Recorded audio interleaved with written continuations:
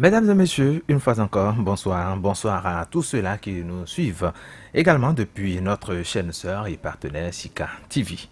L'audience publique qui a démarré hier à la Haute Autorité de l'Audiovisuel et de la Communication a une fois encore ou a corsé l'ascension du journal La Nouvelle Tribune. C'est en ces thèmes, je puis m'exprimer à cette heure-ci, puisque de la sanction pour mesures conservatoires, les conseils de la HAC viennent de décider de la suspension des informations en ligne ou des publications en ligne pour les journalistes de cet organe de presse. Vigile avancé, vous étiez hier, visiblement un autre coup de massue dans le dos de Vincent Folly.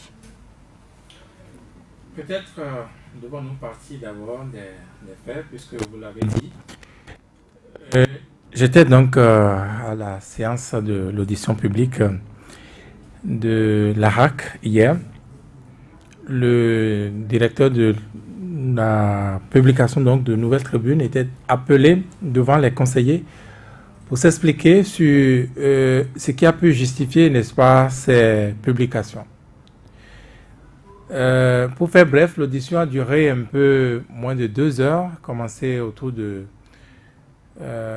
10h30. Commencé autour de, non pas 10h30, 11h30, donc ça a pris fin autour de 13h30, donc 2 heures. Et comme à l'accoutumée, les conseillers donc, de la HAC sont allés pour la suite, c'est-à-dire le verdict.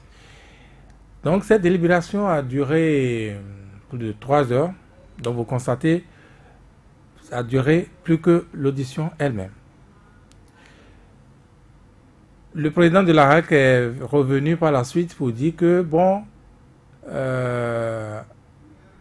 la séance va être reportée, a été suspendue pour être reportée à aujourd'hui 10h. Donc, déjà, personnellement, je voyais que cela ne présageait de rien de bon, parce que dans ce pays, même quand il a été question de la Nouvelle Tribune, ça va durer 2 jours. Ou le matinal. Voilà. Le matinal. En tout cas, moi, j'ai jamais, je peux me tromper, mais aucune audience publique à la HAC n'a jamais traversé 2 jours. Voilà. Donc, je me suis dit, ça tiraillait certainement entre les conseillers au sujet des décisions à prendre. Puisque, à la première partie, c'est-à-dire à l'audition, le directeur de publication de quotidien, la Nouvelle Tribune, venu s'est expliqué au prime abord, a présenté des excuses. Il a présenté des excuses. Les conseillers... Il a donc reconnu qu'il ne devrait pas faire des publications en ligne, c'est ça? Non, ce n'est pas du tout ça. Pas du tout ça. Il n'a été question, il n'était pas du tout question donc, de la publication en ligne. D'accord. Il était question des articles, il était plutôt question des chroniques de M. René Aranceau, du professeur René Aranceau. Chroniques jugées injurieuses à l'endroit du chef de l'État notamment. Et donc, le directeur de publication du quotidien La Nouvelle Tribune a expliqué les circonstances dans lesquelles ces chroniques sont publiées. Il a à chaque fois fait attention d'arranger, d'enlever certains propos qu'il a jugés lui-même parfois excessifs, qu'il a ôtés donc de ses chroniques, mais que des choses ont pu lui échapper. Et mieux que ce qui est cité là par le président de la commission déontologie et cadre de presse, notre confrère Marie-Richard Mayinde, était dans un contexte et sorti de ce contexte, sorti du texte ou des textes dans lesquels ces extraits avaient été cherchés, sorti donc de ces textes-là, ça vidait le sens puisque le champ lexical ne s'y trouvait pas. Pour faire bref, disons, certains conseillers ont repris la parole pour demander qu'il reprécise à qui il présente les excuses et pourquoi il présente les excuses. Il a repris la parole. Il a précisé qu'il présentait les excuses au chef de l'État, au président de l'ARAC, aux conseillers, à tous ceux qui se sont sentis blessés à travers ces chroniques du professeur René Aronso. Pour qui connaît René Aronso, pas René Aronso, qui connaît Vincent Folly, c'était vraiment de l'humilité de sa part de faire ça. Et puis, je n'ai pas manqué de lui faire la remarque. Il faut même voir son attitude debout. Il était debout tout comme un élève face à ses enseignants ou à son jury, les bras tout en bas, n'est-ce pas? Moi, je crois qu'il a eu l'attitude d'humilité qu'il devait pouvoir avoir. Ce qu'il fallait. Ce qu'il fallait. Qui donc avait donné pour cette séance-là que, eh bien, le directeur de publication, Vincent Folly, allait présenter des excuses. Il l'a fait. Mais comme je dis, ça traînait, et je me disais, sans doute, cela ne présageait de rien de bon. Qu'est-ce qui a pu se passer du moins d'hier à aujourd'hui pour qu'on en arrive à cette décision? Vincent Folly, pendant cette suspension, a-t-il commis d'autres fautes? A-t-il aggravé son cas? Qu'est-ce qui a pu se passer pour que même le site internet du journal, qui n'était pas du tout en question, qui était hors de cause juste là, qu'on mêle le site à cette sanction-là? Je n'en sais absolument rien.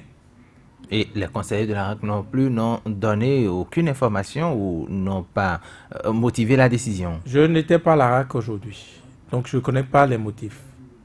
Je ne connais pas les motifs et vous avez bien raison de chercher à savoir comment on a pu motiver une telle décision. Mais je pense que c'est une lune noire qui tombe sur la presse béninoise. Encore une fois, une épreuve qui nous est jetée.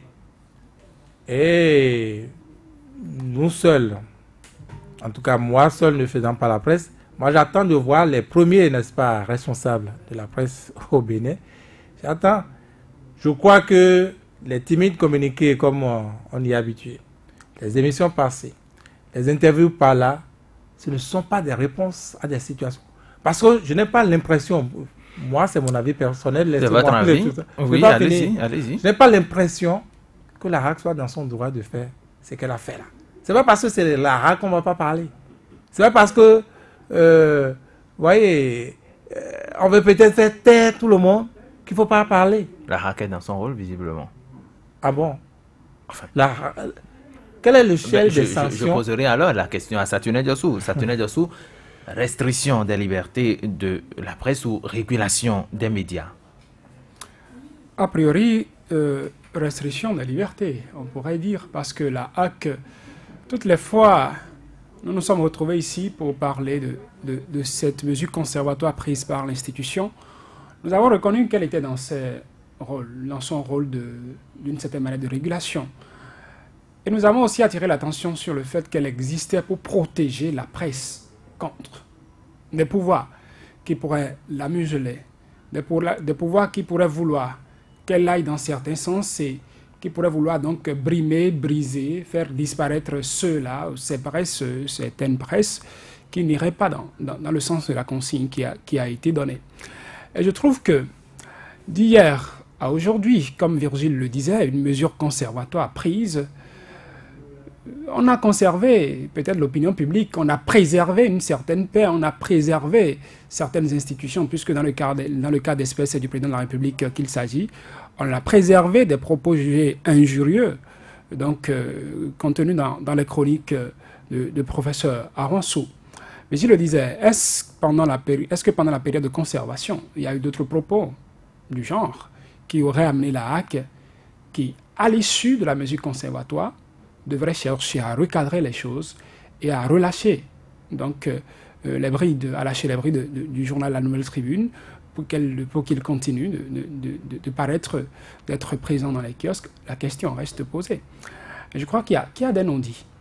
Qu'il y a des non-dits dedans. on n'a peut-être pas évoqué à l'audience d'hier le fait que, malgré la mesure conservatoire, la Nouvelle Tribune interdite des kiosques continue à être présent, journal en ligne. La dernière fois, j'ai discuté avec quelques collègues ici. Lorsque, tôt le matin, j'étais là et puis j'ai constaté que sur des chaînes de télévision béninoises, sur des radios béninoises, on continuait d'entendre la Nouvelle Tribune, sur le site de la Nouvelle Tribune. C'est comme une manière de défier la HAC. Et vous savez, l'autorité n'aime pas, à des moments donnés, souffrir de ce manquement, j'appelle ça manquement. Ça peut être par ignorance. Puisque la HAC n'a pas dit suspendre. La première décision de la HAC ne touchait pas les publications en ligne. Vous pensez que si la HAC avait eu cette idée, avait pensé à la publication en ligne de la Nouvelle Tribune, dans la mesure prise, la mesure conservatoire, elle n'interdirait pas déjà la Nouvelle Tribune de paraître en ligne? Mais la HAC ne l'avait pas dit. Elle le ferait, ça lui a échappé. Je dis ça lui a échappé. C'est dit donc que les responsabilités sont partagées. Et cette fois-ci, quand elle a voulu prolonger la mesure, en tout cas, cette fois-ci fait de cette mesure une mesure officielle partagée par l'ensemble des conseillers, elle n'a pas que suspendu la publication papier. Elle a suspendu cette fois-ci la publication en ligne. C'est comme pour dire, ah, entre-temps, on avait oublié de dire ça. Maintenant, on n'oubliera plus de le faire. On étend notre mesure conservatoire jusque-là. Et je pense que quand on analyse, quand on voit que c'est parce qu'on aurait manqué de respect au président de la République, c'est parce qu'on aurait tenu des propos jugés discourtoires vis-à-vis du président de la République qu'on interdit à un journal de paraître dans un système, dans un régime démocratique. Le problème se pose. Cela voudra dire, tout à l'heure, il y a quelques heures, comment j'ai appris la décision, après avoir fait les commentaires que je devrais faire dans les coulisses, je me suis dit, je me suis interrogé à l'intérieur, mais à qui le tour? À qui le tour? La HAC aussi est une institution. Moi, particulièrement, quelquefois, où ces derniers temps, quand il m'arrive de venir ici de parler de la HAC, je cite nommément le président de l'institution. Et en tant que président de l'institution, il peut se dire, bah oui, je suis outragé parce qu'ils sont en train de dire, il me toise trop. Et il a un pouvoir en main, il a un marteau en main, il peut chercher à dire, ben top, nous tapons sur les faits. Mais encore que les propos tenus dans les colonnes du journal La Nouvelle Tribune, oui, la responsabilité du journal est engagée, mais les propos étaient tenus par une tierce personne qui, voilà, propose des chroniques qui sont... On trouvait, moi là-dessus également, j'ai dit entre-temps, que je trouvais trop posés certains propos du chroniqueur dans les colonnes de La Nouvelle Tribune. Mais est-ce suffisant pour que, après une mesure conservatoire qui a duré plus d'un mois, Virgile Arancet me dira... 2 mois, plus de 2 mois. Après 2 mois d'absence dans les kiosques, qu'on revienne là-dessus, qu'on interpelle le mis en cause, sans oublier, parce qu'il faut le rappeler, que ce qu'on reproche à la Nouvelle Tribune, si tant est qu'on est soucieux de préserver cet espace de liberté, cet espace où l'expression plurielle, en tout cas critique, est notée, on pouvait déjà, après 1 ou 2 publications, interpeller la Nouvelle Tribune pour dire « Attention, vous êtes en train de prendre un chemin qui pourrait vous coûter cher. » On a laissé, on a accumulé. Et puis, comme si, bon, c'en était trop, on a dit « Bon, allez, aujourd'hui, on arrête, on prend la mesure. » A priori, on pouvait dire, bon, c'était une décision, oui, mesure conservatoire, décision du président de la HAC, et on pourrait s'attendre à ce qu'une fois en plénière, que les conseillers puissent juger ce qui était fait, encore qu'on a demandé à l'homme, quand il a pris la parole, Vigile le disait tout à l'heure, il a toute humilité, il a présenté des excuses. Peut-être sur ça, on l'attendait, parce qu'on va dire, comme on le dira couramment, que qui s'excuse, s'accuse. C'est qu'il a finalement reconnu que oui, ce que le président de l'institution lui reprochait en prenant la mesure conservatoire était fondé. Et comme pour... est-ce qu'il faut parler? S'excuser ne veut pas systématiquement dire qu'on reconnaît, mais puisque vous êtes offensé, le chef de l'État également, on a offensé le chef de l'État selon les dits du président, il faut s'excuser. Je me rappelle cette audience à l'issue de laquelle le journal Le Béninois Libéré a été interdit de parution. Je me rappelle, Aboubakar Takou, je crois son rédacteur en chef, je crois Tchakba, son DP Tchakba était assis devant les conseils de la HAC. Je me rappelle en quels termes il y a eu des échanges le jour-là. Et je n'étais pas à l'audience d'hier, mais j'ai écouté Virgile, il a dit pour qui connaît Vincent Folly, l'homme, la fierté de l'homme qui, quand il entreprend quelque chose, tant qu'il est convaincu de ce qu'il est en train de faire, il est prêt à défendre ça lui seul contre 1000. Se retrouver à présenter des excuses, je me dis que c'est quand même une certaine disposition, c'est un comportement qui pourrait amener les conseillers à relativiser un peu. Et quand on va jusqu'à, après avoir interdit le journal dans les kiosques, interdit le journal en ligne, ça me rappelle une certaine décision. Comparaison n'est peut-être pas raison, mais il faudrait que je fasse le rapprochement. La décision contre Sika TV. Quand on est allé sceller les locaux de Sika TV et que une décision de justice a enjoint au président de l'institution de lever ses scellés sous peine de, comment vous appelez ça, d'astreinte combinatoire. On a dû, bon, parce que c'est la justice, on a levé les scellés. Mais on n'a pas manqué d'écrire aux diffuseurs de Sika TV pour dire, nous interdisons la diffusion des émissions de cette chaîne de télévision sur le Bénin. Sur le Bénin. À qui profite le crime? On pourrait poser la question. À qui profite le crime? Et je crois que quand on opère comme cela, j'ai su les votes, en tout cas, je ne sais pas si c'est réel, on nous a dit il y a eu 6 pour, 2 contre et une abstention. Je ne sais pas qui a voté, secret de délibération, qui a voté contre, qui a voté pour. Mais quand je vois la configuration de l'institution, il sait que le président de la République en désigne 3, et que de l'Assemblée nationale, il y a 3 qu'on désigne, et que les professionnels des médias, eux, vont à l'issue d'une élection en désigner 3.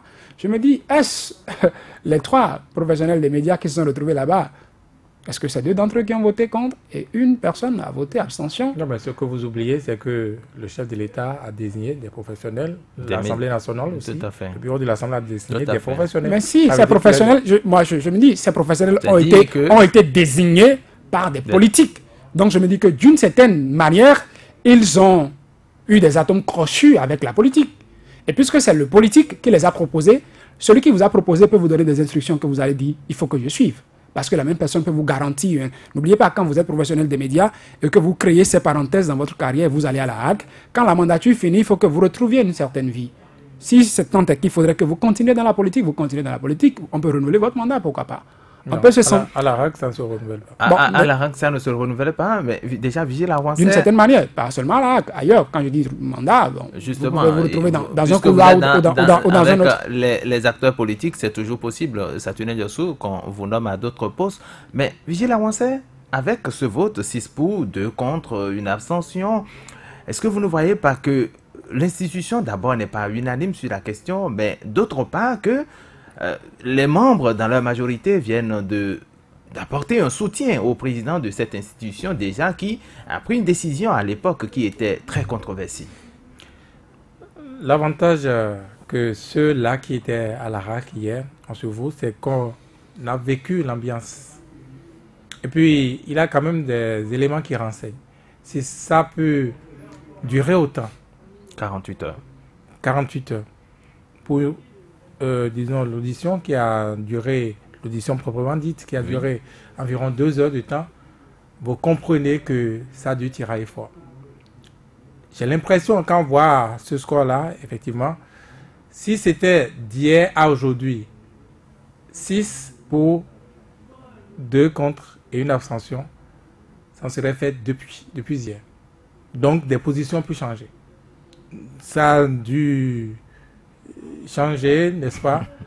Non, c'est le score qui suggère ça. Tout à fait. C'est le score qui suggère ça. Si c'était simplement ça hier, peut-être que la majorité était de l'autre côté. C'est-à-dire, les 48 ans ont permis d'inverser les tendances. Vous savez, nous sommes dans les médias.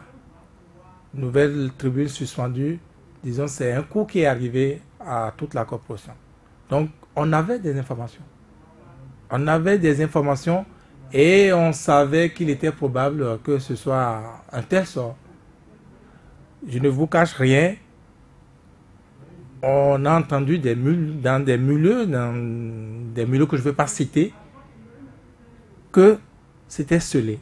Le sort de Nouvelle Tribune, par exemple. C'était scellé. C'était scellé, le sort de Nouvelle Tribune. Et donc, on attendait pour voir si effectivement ça va être ça. Et que ça se révèle de cette manière-là. Vous voyez, l'institution chargée de réguler les médias.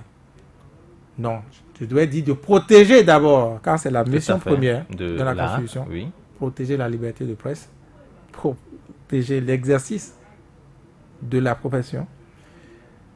Cette institution, comme dans le cas donc du Béninois libéré, j'avais déjà eu cette position-là. Ça n'a pas raté. La preuve, la Cour suprême a dit non, ouvrez le journal. Et ça a été fait. Je pense que, encore une fois, il faut faire grandir l'état de droit. Si ce chemin-là qu'il a emprunté, le chemin donc de l'ARAC, s'est obstrué, si l'ARAC elle-même s'est retrouvée, n'est-ce pas, à éteindre cet espace de liberté de presse, je pense qu'il n'a plus d'autre choix maintenant que la voie donc de la justice. Il n'y a que la voie de la justice désormais. Ah oui, moi je pense qu'il faut le faire. Je vous dis, ce n'est pas parce que, vous voyez, il faut lire dans tout le contexte. Il faut lire le contexte. Je voulais vous demander tout à l'heure, jusqu'à quand, puisque vous avez parlé du sort qui est scellé, je me suis dit finalement il faut attendre des jours, des mois avant peut-être d'espérer que... Des années. Ce qui va se passer, parce que je ne veux pas parler. Ce qui va se passer, c'est quoi? Non, pourquoi vous ne voulez pas parler? Ce n'est pas vous qui avez fermé nous. Tout à fait, tout à fait. Ce qui va se passer, comme on en a observé dans le cas du Béninois libéré, pour sauver la face, n'est-ce pas, des décideurs du moment, le processus va faire son cours vers la Cour suprême certainement. La Cour suprême, n'étant pas l'institution réputée d'aller vite dans ce genre de choses, va certainement traîner jusqu'à ce que, disons, la force en présence aujourd'hui s'efface ou, disons, sauver la face à tout cela. Et on va peut-être, d'ici 3 ans, retrouver une nouvelle tribune dans les kiosques. Mais je trouve que c'est fondamentalement regrettable. C'est une forfaiture qui a été perpétrée. C'est pas parce que c'est la RAC. C'est pas parce que c'est la RAC. Moi, je n'attendais même pas cette issue quand je voyais les uns les autres prendre la parole, parler du doyen, de ceci. Pour vous, on allait simplement lever la sanction. Je vous dis, quelle est la faute commise pendant le temps de la suspension? C'est l'apparition en ligne. Non, justement, j'allais oublier. À aucun moment, je dis bien à aucun moment, il n'a été question de l'apparition en ligne. Il n'a pas eu une seule question. Mais est-ce que le président de la RAC, Vincent Folly, oui, sur l'apparition, la ligne, version numérique du journal? Mais vous expliquez ça? Après la décision d'accord de mise sous conservation ou mesures conservatoires, bien entendu, le président de la RAC pouvait également prendre une autre décision et en informer le directeur de publication de la Nouvelle Tribune comme quoi on constate que vous publiez des informations en ligne et nous vous demandons d'arrêter simplement. On pouvait prendre cette décision avant cette audience. Il faut savoir décrypter les choses. Quand vous prenez l'espace médiatique, et le président de la RAC n'a pas manqué de le dire, il s'agit d'un journal rebelle qui a été fermé. Il a parlé donc... non, mais écoutez, pour rire, ça me perturbe. Allez-y, allez-y. Ça me perturbe. C'est le mot rebelle. Président... Nous ne sommes pas là quand même pour nous rebeller contre quelqu'un. Nous parlons de la presse. C'est pourquoi vous rebelle, voilà. C'est en comparaison au titre siamois que vous voyez. C'est le journal qui ne s'aligne pas. Mais le président de la RAC a dit qu'il a eu l'audience de l'ambassadeur de l'Union européenne, il a eu l'audience de l'ambassadeur des États-Unis, il a eu l'audience de telle institution, il a cité, il en a plein, qu'il a cité hier. Vous pensez que c'est des alliés de Nouvelle Tribune simplement? C'est d'abord parce que on voit que visiblement c'est un coup porté, n'est-ce pas, à un média qui ne s'aligne pas à la pluralité de la presse au Bénin simplement. Ce ne sont pas des amis de Nouvelle Tribune. Ce ne sont pas les amis de Nouvelle Tribune. Et quand on lit ça dans ce contexte actuel, on me parlera de discrétion, mais ça n'est pas une. L'immunité qui a été levée pour les députés. J'ai parlé ici il y a 2 jours de la terreur que c'est ressenti dans l'opposition, n'est-ce pas? Quand vous écoutez les acteurs, comme la terreur. On le fait pour mettre en garde tout le monde. Comme dirait Adjaroui. Que vous aimez beaucoup. Ah oui, je l'adore. Peut-être bien qu'il faut l'écouter. Et dans Baïné, bon, mais pour c'est exactement ça. Donc, Satuné Diossou, oui, terminez votre phrase. Donc, il a comme cet esprit derrière, parce que rien ne justifie, de mon point de vue, ce qui s'est passé. Il a présenté ses excuses. La RAC n'est pas là, n'est-ce pas? La RAC n'est pas le gendarme des médias. Qu'est-ce que je dis? Gendarme, non. Celui, l'institution qui condamne à la mort, qui est à la recherche, n'est-ce pas, du fautif qu'il faut mettre au poteau. Ce n'est pas le rôle de la RAC. Et le directeur de publication, donc de Nouvelle Tribune, disait qu'il a un après. Il a eu un après 23 mai et il aura un avant. Il a eu un avant 23 mai et qu'il aura un après. Pour dire que, eh bien, il observera donc tout ça, qu'il en a tiré leçon et qu'il va en tenir compte à l'avenir. Moi, je ne sais pas quelle garantie, quelle autre garantie les conseillers ont pu imaginer. Et le président de la RAC disait, il a reçu aussi le représentant du Reporters sans frontières, et il dit, bon, qu'il se fiche pas mal de ce que... Surtout, il a parlé surtout de l'Union européenne, que ça a été houleux avec le représentant de l'Union européenne. Mais bon, que voilà, on se fout pas mal de ce que le reporter va dire, de ceci, cela. Bon, je crois que ce n'est pas un bon écho à l'international. C'est pas un bon écho. Quel péché Vincent Folly et ses pères ont commis pour hériter de ce sort? Je vous l'ai dit tout à l'heure, sur le contenu, je trouvais que c'était trop posé. Les propos de René Aranceau, on est critique sur Soleil FM, très critique. Je crois que si j'étais à votre place, là assis, et que était à ma place le professeur René Aranceau, dans une émission, s'il tenait, Vincent Folly l'a dit, dans le contexte qui était celui des propos extraits qui ont été donc cités par la HAC, il tenait ses propos dans le même contexte où je trouvais que le contexte était grave. Je n'hésiterai pas à l'arrêter. Comme ici en Sud, la dernière fois, il recevait Guy Mitokbe qui avait commencé par dire cette histoire de bon, quand les gens ont reçu le Coran, tout de suite on a voulu l'arrêter parce qu'on s'est dit que ben voilà, ça pourrait prêter à interprétation. Je l'arrêterai. Je lui disais non, puis je le détournerai de cette voie-là. Ici, nous sommes dans la version papier. Nous sommes dans la version. Raison de plus, quand on lit, de chercher à dire ben, on a plus le temps. Quand c'est papier, vous pouvez lire, vous pouvez retourner. Donc reprendre la lecture quand et enlever. C'est du direct et c'est de l'audio, c'est que vous appréciez voilà. Selon le ton aussi. Quand c'est du direct, c'est plus difficile. La personne dit déjà avant que vous nous l'interpelliez. Pour dire attention, s'il faut que vous lui demandez de présenter des excuses, elle présente des excuses. Voilà. Mais en version papier, c'est écrit. On peut lire, on peut relire, on peut corriger avant de lancer l'impression. L'impression et se retrouver dans les kiosques. Donc chacun a apprécié selon ce qu'il a comme aune pour apprécier la gravité. Donc, lui, dans le contexte, parce que j'ai dit, je n'ai pas lu le journal, je n'ai pas lu les articles entièrement pour savoir si, attention, ces propos qui ont été extraits de ce contexte, replacés dans leur contexte, on pourrait relativiser. Je n'ai pas lu. Alors, le directeur de publication a certainement lu et il s'est dit, ben, ça peut passer, nous sommes dans un régime démocratique, en quelque sorte. Mais quand ça part une première fois, quand ça part une deuxième fois, et que l'institution qui doit protéger et réguler constate et ne dit rien, cela veut dire que d'une certaine manière, elle aurait souhaité bénir le ciel de recevoir ces genres de publications.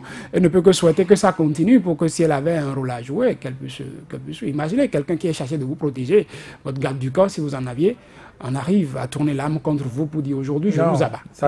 On a vu dans la circulation des policiers se cacher et attendre des usagers de la route fautifs.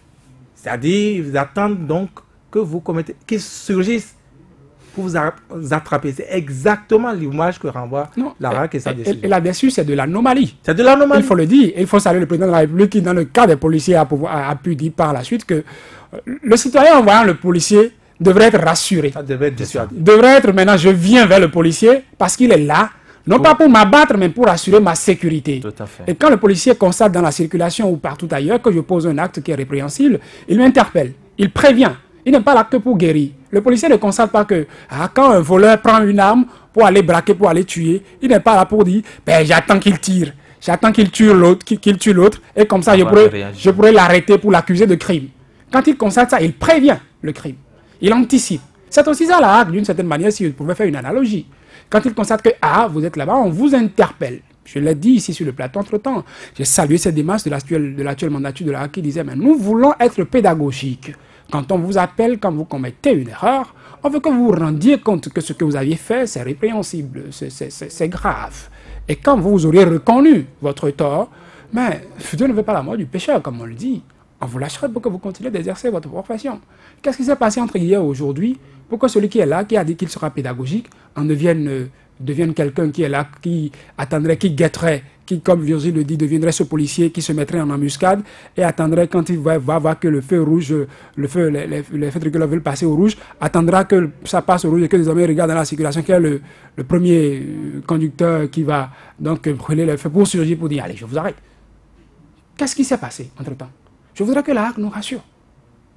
Je voudrais que la hack rassure les professionnels des médias. Et je crois qu'en quelque sorte, Vigile le disait déjà, nous aussi, professionnels des médias, d'une certaine manière, nous en sommes pour quelque chose. À qui le tout, vous le demandez? Je disais à qui le tout. Je voyais Vincent Folly présenter les excuses. Je me dis, mais Vincent Folly, je ne l'ai pas trop côtoyé, mais je me dis, est-ce une manière de faire l'âne pour avoir le foin? Est-ce une manière de faire l'âne pour avoir le foin? Parce que c'est un monsieur qui me parle dans la bouche pour vous dire ce qu'il pense. Dans les règles, en tout cas, tel qu'il pense qu'il pourrait le dire pour rester dans le cadre qui est tracé à cet effet. En arriver à présenter des excuses, je trouve que c'est un acte déjà qui pouvait rassurer.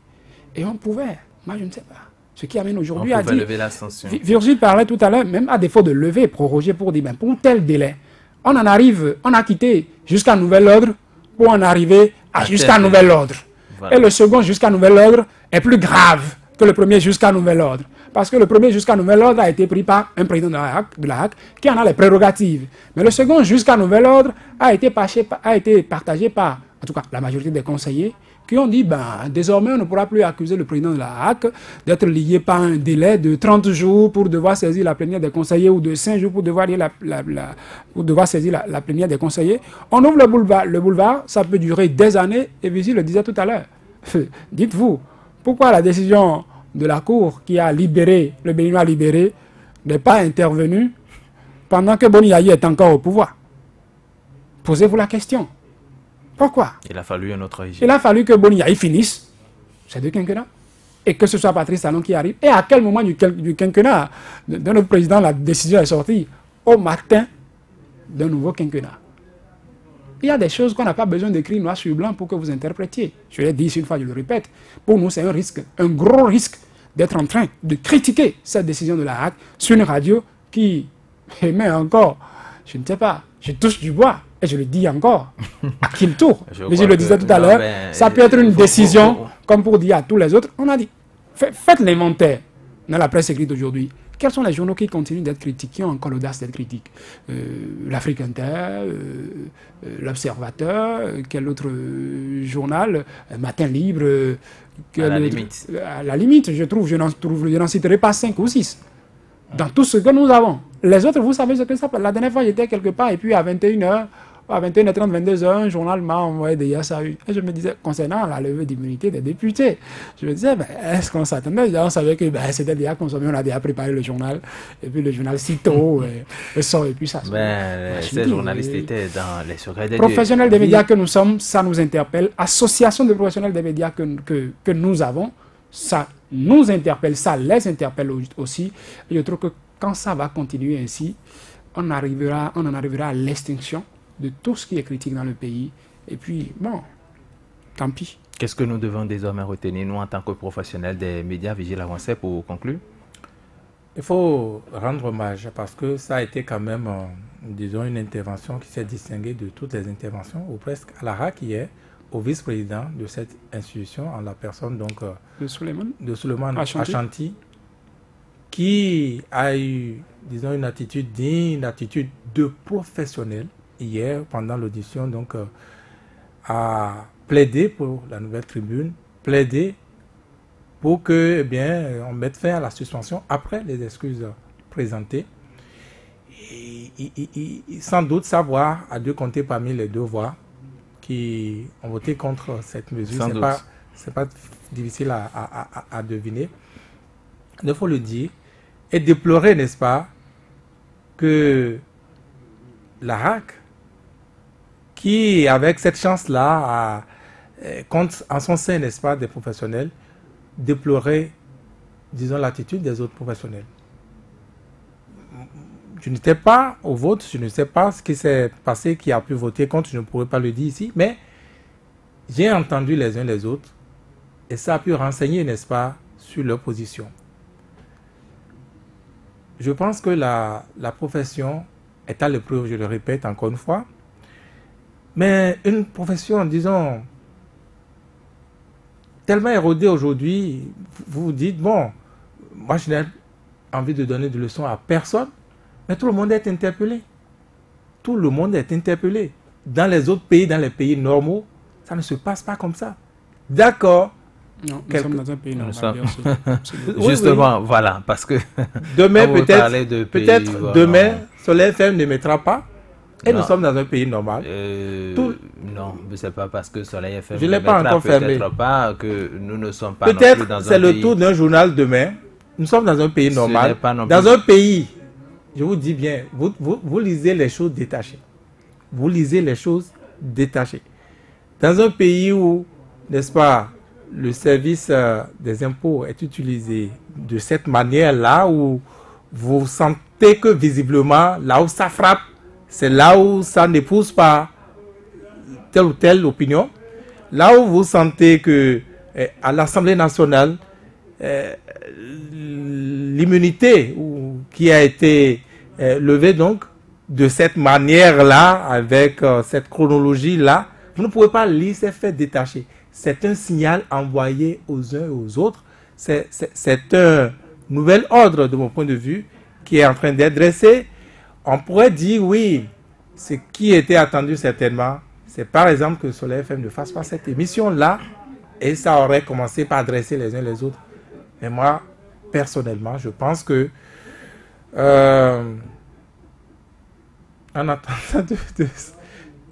attendant de se taire, il vaut mieux parler que de garder, n'est-ce pas, ce silence de honte, ce silence indigne. Parce que je pense que le Bénin est un pays digne quand même. Nous sommes dans une république normale. Et non, c'est vrai. De revenir là-dessus. Merci à vous, Vigile Avancé. Une république qui peut bien tenir la route.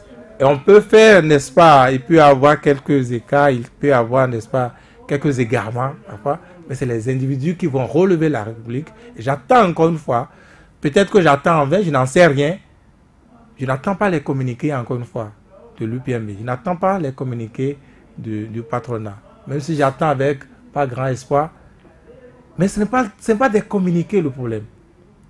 Je pense que c'est une épreuve. Il faut appeler à des actions concrètes. Concrètes, dignes. Comme dans un pays normal, puisque vous insistez comme nous sommes dans un pays normal. Ah, une insurrection. Quelle insurrection? Attendez. Non, vous n'allez pas m'interpeller pour me reprendre la parole de cette manière. Dans les pays où on décrète journée presse morte, par exemple, c'est l'insurrection, ça? C'est l'insurrection? Même si on me dit, oui, mais tout le monde est déjà aligné, les patrons, c'est eux qui gèrent désormais la communication de ci et de ça. Ce n'est pas le même contexte, Virgile. Je suis d'accord. Mais est-ce que ça vous donne envie de faire une profession, de rester dans un pays comme cela, d'exercer la profession? Vous obéissez, vous disparaissez? Je crois que, si vous le permettez, oui, allez-y. Virgile dit peut-être ça, parce qu'il est à Soleil FM. Un organe qui, oui, s'il faut dire s'autosuffire. Qui s'autosuffit, est-ce qu'il faut que je le dise? Si c'est comme ça qu'il faut le dire, je le dire ainsi. Qui a un promoteur qui n'attend pas un contrat pour que son organe vive, même si aujourd'hui on cherche des traces de blanchiment partout, qui, en fait, n'est pas dans un système d'alignement, n'est pas dans un système dans lequel lui, promoteur, appelle. Je lui rends cet hommage la dernière fois, je l'écoutais parler. Je me suis dit, si d'autres organes entendaient parler, quand on entendra en tant que, bon, désormais, en politique, dans la poursuite d'un opposant, entendre, pardon, parler de l'opposition, de critiquer l'opposition sur sa radio, il pouvait passer un simple coup de fil. Il faut dire, ben, vous êtes fou. Je me rappelle ces quelques fois où on a critiqué Sébastien Germain-Yavon ici. Je crois la première fois, on a... Ah oui, moi j'ai critiqué sa sortie. La dernière sortie qui a coûté, n'est-ce pas, à tout ce qui est venu par la suite. Cette sortie n'aurait pas dû être. Je crois et ça n'a pas manqué. Ce qui a d'abord surpris plus d'un, c'était, je crois, lorsque, pendant les dépôts de candidature pour l'élection présidentielle, Séverin Adjovi était allé à la Sénat déposer les dossiers de Sébastien Germain-Yavon et puis on a dit qu'il y avait une pièce qui manquait. Cela arrivait à quelques minutes de boulevard des opinions et puis ceux qui ont écouté la radio le jour-là, qui ont suivi l'émission, à la suite nous ont appelé pour dire c'est de votre promoteur vous parlez comme ça. Et plusieurs fois, il nous est arrivé d'attaquer Sébastien Germain-Yavon sur sa radio. Et quand je l'écoutais parler la dernière fois, il disait, pas moi seul, ceux qui étaient là. Quand j'écoute sur les FM, ils disent, les opposants, ils ne font rien, ils font ci, ils font ci, ils font ça, ils font ça, ils font ça. Mais je me dis, il pouvait déjà décrocher son téléphone pour dire, il suit sa radio. Et il n'empêche pas ces journalistes de le critiquer, de critiquer les opposants. Et s'il ne dit pas ça, ces mouvanciers qui nous disent aujourd'hui que vous êtes militants, vous faites du militantisme contre nous, je me dis, mais je sais quoi. Donc c'est pourquoi si Vigile dit ça, c'est peut-être qu'il est sur les FM, et il a cette largesse, c'est un homme qui ne dit pas, je vais donner une ligne de conduite aux journalistes qui travaillent sur ma radio pour qu'ils analysent l'actualité dans tel ou dans tel autre, selon tel ou tel autre angle. S'il était sur un organe de presse, un journal, il travaillait dans une rédaction de presse écrite, ou, pour paraître le lendemain, il faut attendre que quelqu'un vienne acheter la une. Il faut attendre que tel contrat on puisse régler telle facture de contrat. Il ne dira pas ça. Je vous ai dit, quand je suis devenu rédacteur en chef, il m'est arrivé parce que j'avais besoin de journalistes et parce que le directeur m'en a confié les prérogatives pour gérer le recrutement de journalistes, de recevoir des gens qui étaient d'une certaine manière en collaboration avec des organes de presse que j'ai reçus sur cette émission, Boulevard des Opinions, qui ont eu à critiquer un acte de gouvernement. Mais parce que par la suite, je me suis dit, bon, entre mille, il y a des personnes que je préfère par rapport à d'autres. Je n'ai pas pour le moment choisi ceux-là. Ceux-là sont retournés sur les organes où ils sont en collaboration. Mais des directeurs de publication leur ont dit, tu as osé critiquer ce qui te donne à manger. Est-ce que vous savez que ceux-là ont perdu leur poste? Pour avoir critiqué, pour avoir émis une opinion qui est contraire à ce qu'on aurait souhaité. Est-ce que vous savez que ceux-là ont perdu leur poste de journaliste dans ces organes-là? C'est-à-dire que la liberté n'est pas... J'en étais triste. Et c'est pourquoi il dit, si Virgile se retrouvait dans cette position où c'était son gagne-pain, où on lui dit, on m'a dit que la dernière fois, quelqu'un me contait une anecdote où il était sur un organe de presse et puis il émettait des opinions qui sont contraires. Et puis, le responsable est arrivé pour dire, dites-lui d'arrêter. La personne continuait, on est arrivé, on dit, mettez de la musique. Ils ont mis de la musique, l'émission a pris fin. L'émission a pris fin. C'est comme ça se passe. Si Virgile se retrouvait sur ces organes-là, il ferait quoi? Il fera quoi? Mais ça soit il dit dimanche je démissionne et je reste digne, Virgile Avancet, le héros. Ou soit il dit attention, si tu meurs, nos confrères de la Nouvelle Tribune. Puisque vous parlez de moi. Quel est le sort qui... Laissez-moi vous répondre un tout petit peu. Dimanche passé, qui était l'invité? Jacques Mingan. Jacques Mingan, c'était donc hier son collaborateur proche, politiquement parlant, bien sûr, du candidat Sébastien Germain-Yavon. Je sais quelle a été la durée, n'est-ce pas, de cette collaboration-là après l'élection. Avènement du régime de la rupture. Je sais très bien. J'en étais conscient. J'étais conscient donc de l'état des relations, n'est-ce pas, aujourd'hui entre Jacques Mingan et Sébastien Germain-Yavon. Et pourtant, le journaliste n'est pas un vendeur de tomates. Le journaliste, moi je ne donne de leçons à personne. Mais puisque vous m'interpellez, je vous dis, le journaliste n'est pas un vendeur de tomates, c'est un minimum de dignité, un minimum de courage. Si vous n'en avez pas, il a du bois, vous pouvez aller les serrer. Ça s'appelle menuisier. Alors, Saturnin Diasso, pour conclure cette émission, à plusieurs reprises, vous avez dit que vous ne savez pas si enfin, acquis le tout prochainement. Je veux demander, puisque vous avez déjà, on parle de peur, vous avez certainement la peur au ventre. Non, moi je n'ai pas la peur au ventre, parce que je le dis. Le prochain sur la liste, c'est Soleil FM. Non, je ne dis pas ça. Il ne faut pas prêter des intentions aux conseillers. Si c'est Soleil FM, on prendra acte en quelque sorte. Moi je l'ai dit, en tant que... Non, mais parce que il y a certaines choses que je ne dirai pas en tant que rédacteur en chef, mais en tant que journaliste simple, ayant certaines confusions, je dis qu'il y a deux mots qui existent. Pour un organe de presse, il y a deux mots. Dans le contexte actuel, soit vous osez, vous continuez de critiquer et on vous tue, soit on vous laisse, on vous dit, si vous ne vous taisez pas, vous allez mourir. Et vous-même, vous allez vous décrédibiliser. Et la manière pour vous, si vous vous décrédibilisez vous-même, c'est que vous vous êtes tué vous-même. Est-ce qu'on peut choisir de mourir? Je pense qu'entre les deux morts, il y a une mort qui est plus digne, c'est la mort de Vincent Folly, ou de la Nouvelle Tribune. Mesdames et messieurs, c'est déjà la fin moi je parle de cette de mot de conclusion. Vous avez déjà tout dit. Vigile avancé. Merci à vous. Merci également à Mohamed Léamedi qui a assuré, après Ghislain Agwangba, la mise en onde de cette émission. On se retrouve demain pour un autre numéro de votre émission